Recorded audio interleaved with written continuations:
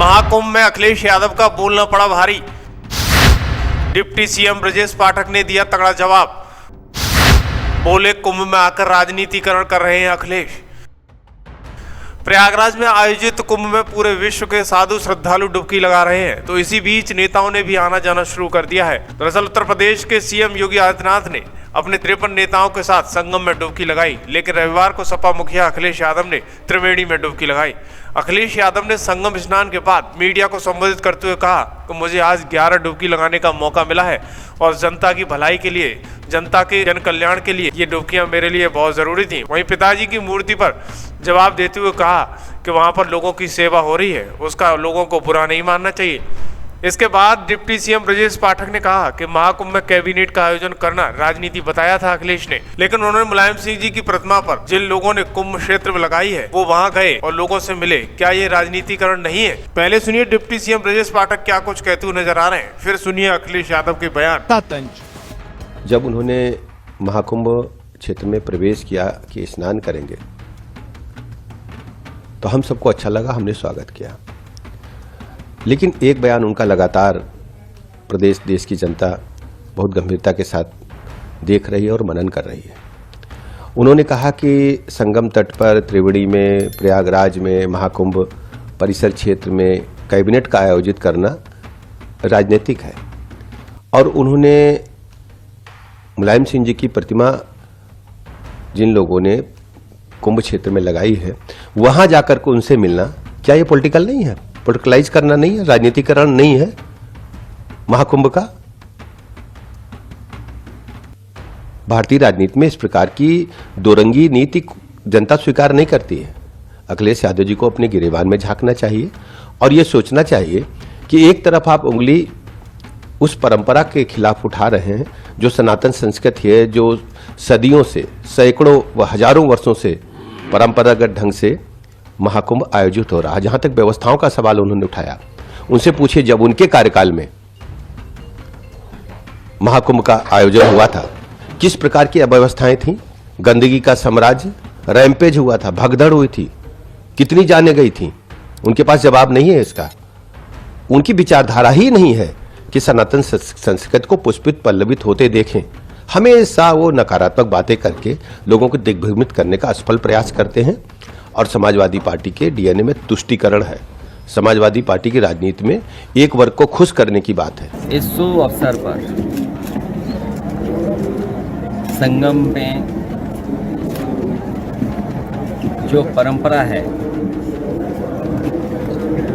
और लगातार व्यक्तिगत आस्था के तहत लोग यहाँ आते, स्नान करते हैं, डुबकी लगाते हैं। मुझे आज 11 डुबकी लगाने का मौका मिला है। संगम पर जो ये महाकुंभ मनाया जा रहा है, 144 वर्षों के बाद मौका मिल रहा है। आज के दिन यही संकल्प लेते हैं कि सौहार्द रहे और भगवान से यही कामना है, सौहार्द रहे, सद्भावना रहे और सहनशीलता के साथ हम लोग आगे बढ़ते रहें।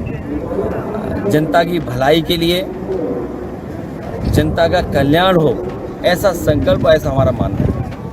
अभी आप उधर से गुजर मौका मिलता है उनको देखने का, बल्कि इस आयोजन की वो शोभा भी बनते हैं। अपने शिविर में भी जाएंगे, कोशिश करेंगे कहाँ जा सकते हैं। पिताजी की मूर्ति को लेकर बड़ा विवाद खड़ा हुआ है, बहुत लोग उस पर सवाल खड़े कर रहे हैं। विवाद इसलिए नहीं होना चाहिए कि वहाँ पर लोगों की सेवा हो रही है और दूध दान से बना क्या दान हो सकता है। यहाँ पर दान करने भी लोग आते हैं, महादान के लिए भी लोग आते हैं। और ये तो शुभ अवसर ऐसा भी है जो ये किला है जहाँ पर फौज है। हालांकि वो बात मैं कई बार कह चुका हूँ, भारत सरकार को ये दान उत्तर प्रदेश टूरिज्म को दे देना चाहिए, जिससे कि भविष्य में कोई भी मेला हो, चाहे माघ मेला होना हो, कुंभ हो, अर्ध कुंभ हो, उसमें करने में कहीं न कहीं सहूलियत सरकार को मिलेगी और जनता को सुविधा मिलेगी। महाकुंभ में जो अखिलेश, जो उनकी मुलायम सिंह यादव जी की जो मूर्ति लगाई, उस पर समाजवादी पार्टी के जो विधायक है पूजा पाल उसको गलत ठहरा रहे हैं कि गलत लगाया गया है, इसको नहीं लगाना चाहिए वहाँ पर। हमें आपको किसी राजनीति में नहीं उलझना चाहिए। मैंने तो यहाँ होर्डिंग पीडीए के भी देखे थे, प्रयागराज डेवलपमेंट अथॉरिटी, तो उसका मैं मतलब क्या निकालूं अगर पीडीए के होर्डिंग लग गए थे?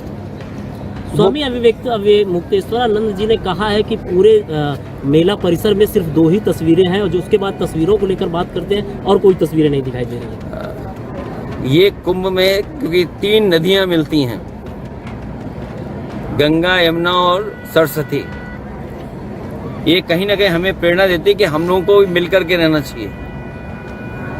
सद्भावना, सौहार्द और सहनशीलता ही बनी रहे हमारे अंदर।